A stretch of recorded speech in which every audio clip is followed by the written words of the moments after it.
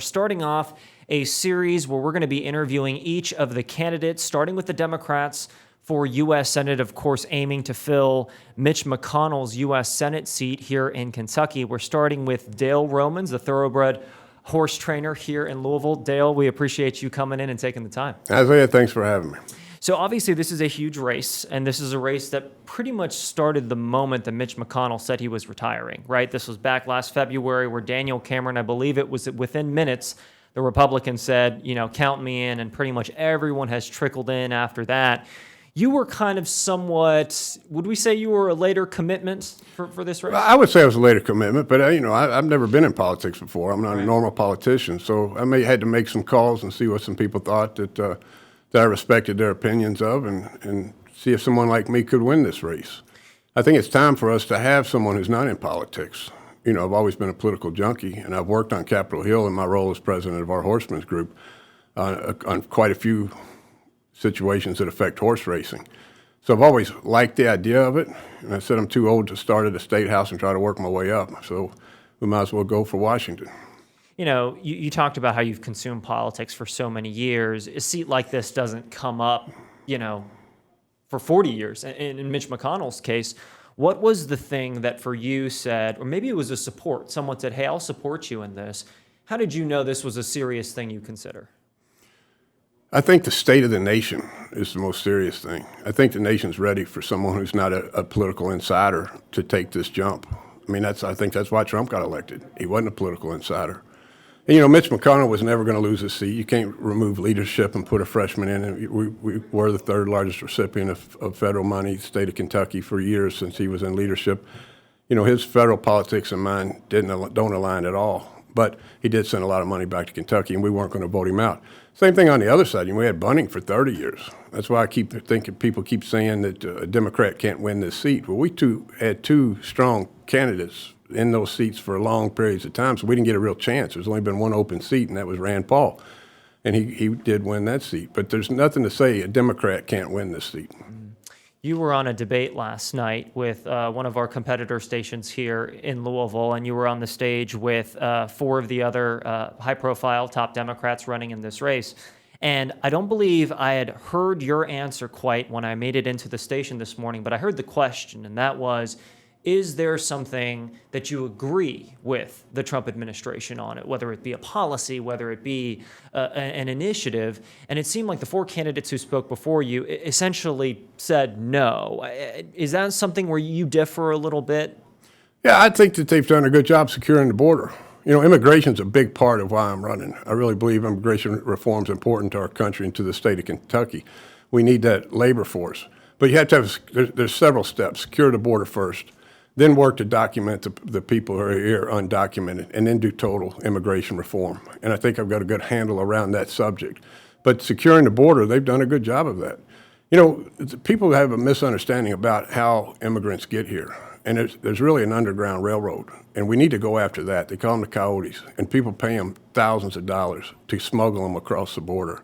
It's not like they go where a fence would be and climb over and come across. The majority of them are smuggled in the Underground Railroad.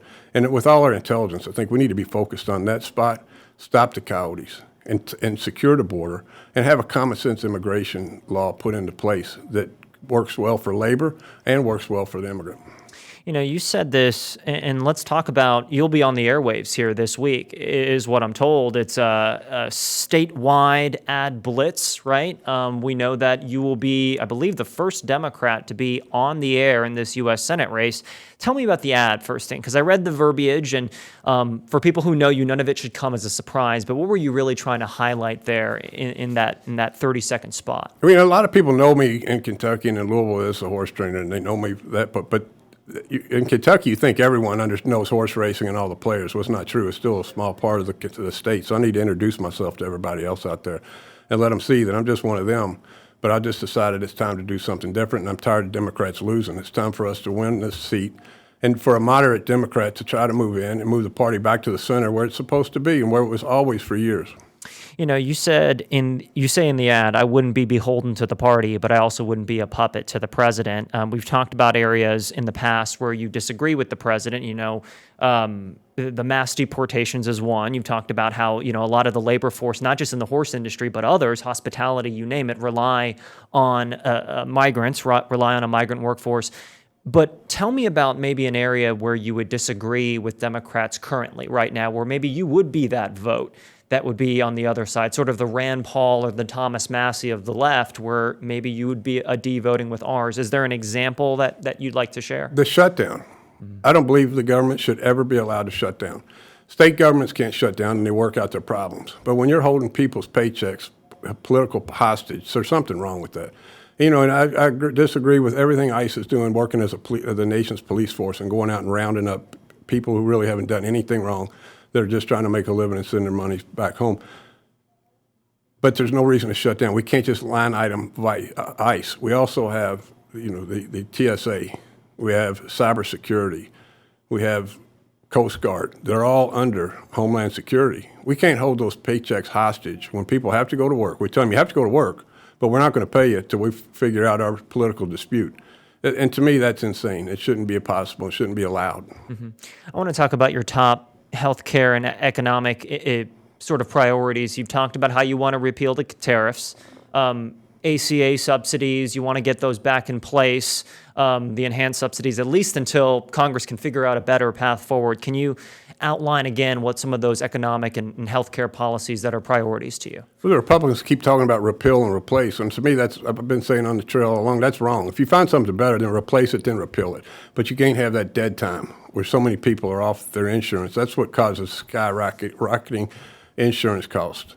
So if we get a lot of people in a room, we come up with something better than the Affordable Care Act, well, I'm all for it. I don't care who comes up with it, Republican. But right now, it's the best thing we have. So we need to repeal the big, ugly bill.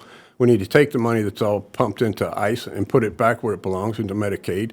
We need to give the tax credits back to the people so they can afford to buy insurance, because the more people buy insurance, the less it is for all of us. Mm-hmm. So we need to keep as many people on insurance plans as possible until we come up with, hope I get to Washington and it's a bipartisan thing. We put a lot of smart people, bipartisan group in a room and try to figure out this system.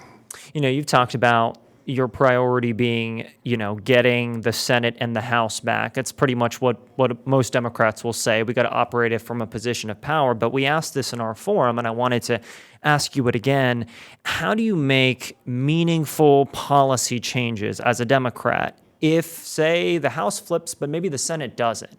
And you guys are sort of operating on this like ping pong match where everyone's trying to sort of outdo what the other one's doing. How do you make progress for Kentucky in, say, those 2 years or more, if that's the case? Well, see, that's part of the checks and balances that our forefathers put in place that have worked for 250 years. And I think it's always better to have differences inside either the Congress, the Senate, or the president, to where everything doesn't just flow real fast. You have to discuss it. You have to get bipartisan agreement on bills, big bills especially.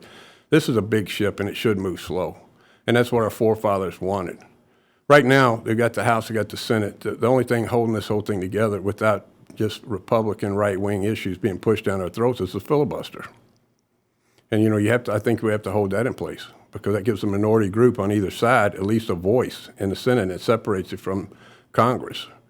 But when we get in there, if we can slow down all the stuff that Trump's trying, and everybody has seen, I don't blame anybody for voting for Trump when he ran, but they got a bait and switch. He's not doing what he told them he was going to do. He's done actually absolutely the opposite on a lot of issues. So if we get in there and we can slow him down, pass some good legislation that everyone will agree on, and wait our 2 years out, I think it would be the best thing to have for this country.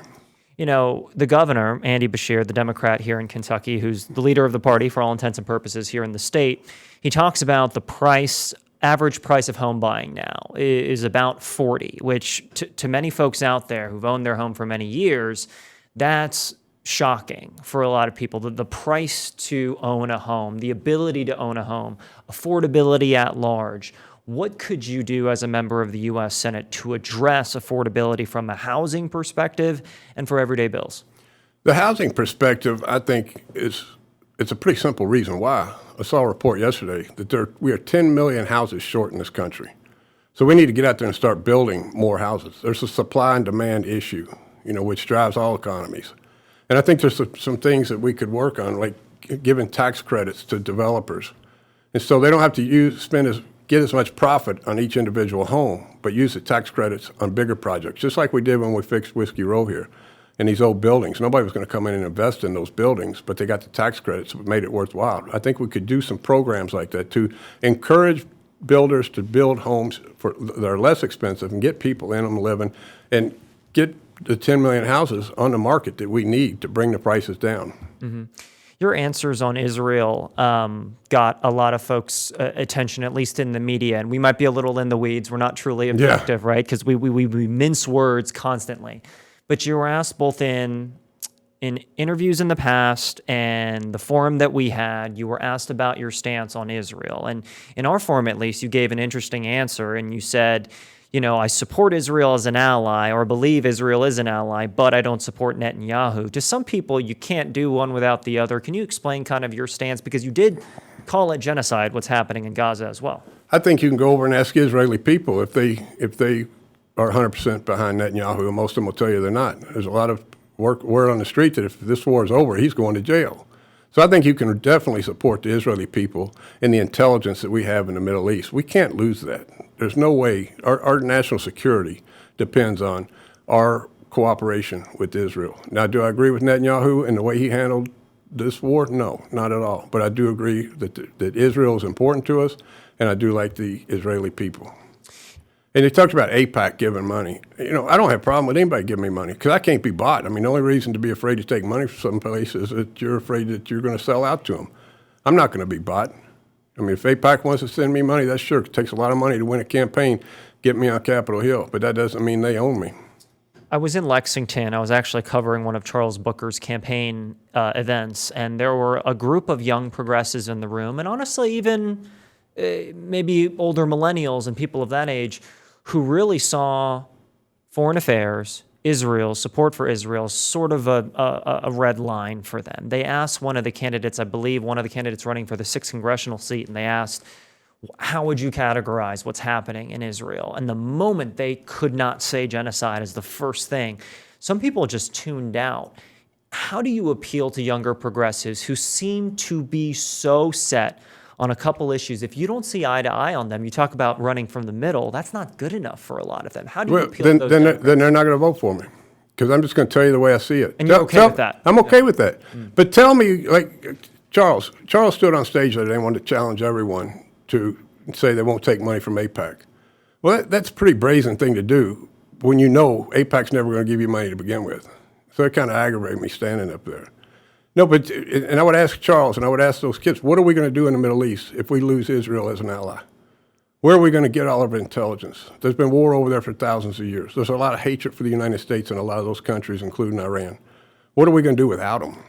Now, if you can tell me a better system and you want to get away from Israel, then maybe we can do that.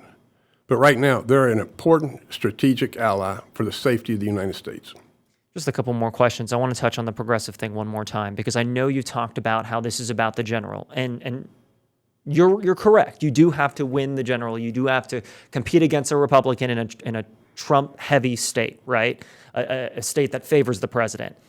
However, you do need to get out of the primary. How do you appeal to progressives? And I know you said they're not going to. Some of them might not vote for me, but the polls do show Charles Booker is ahead, and that could be a big reason why. How do you make this push toward maybe some of the younger folks who maybe they listen to you and they just don't feel pulled in your direction? Well, I would tell them the most important thing is that we win this race. And I'm running to win the primary and the general. I'm not going to change paths if we get out of the primary. But if you want Democratic legislation to get to the floor, then you need a Democrat senator sitting in that seat. And it's going to take a special Democratic senator candidate to win this seat. Mm-hmm. So you got to look at the big picture. It's good to be idealistic, but it's better to be realistic. And we need to win this seat as a Democratic Party. And you're not going to win it by being far left. You got to be centrist. You got to be common sense and talk about pragmatic things that really matter and the things that you can do to help. And you talk about Charles as leading the polls. Charles has the name recognition. He's already run twice. Running twice. And the only one really in there besides Amy that has name recognition, and he's only about 35% approval rating. You know who's leading this race is the undecided. And that's what I'm out there trying to get. How do you win those over in the final weeks? You tell them who you are. You get your message out there, and you hope that just answering the questions, not talking political rhetoric all the time, connects with them. Where are you going to try to What area is it? WHAS. In the state? In Where the else? state, right? I'm leaving here and going to Lexington and doing something. I'm going to Hillbilly Days in Pikeville. I'm really looking forward to that. That's supposed to be Eastern a fun event, Kentucky. Eastern Kentucky. And we're going to get around all we can. We're going to roll out our new ad and get that statewide, and hope people will go to DaleRomans.com and learn more about me. Before I let you go, Al Sharpton, the Reverend, had his big convention, the National Action Network, and Governor Beshear was one of the, they say, presidential hopefuls, right, who are going to be there and who were there in New York City talking. I don't know if you saw any of the experts or the excerpts from it, but Reverend Sharpton was asking the governor questions, and he sort of hinted at, he got some feedback. He reminded some people, Beshear did apparently, of a 1992 governor who ran for president. And he just wanted to kind of get your thoughts on that situation and the conversations he's having. Nothing better could happen to this country than to elect Governor Andy Beshear as president. He's proven that he can win in a red state, that he brings people together. He's not a divider. And there's nothing I'd rather do than commute back and forth with my friend on Air Force One. All right. That's the mic drop moment for Dale. All right. Romans. Thank you Dale, for having me. Thank you so much for taking the time. We appreciate it. Thank you, buddy.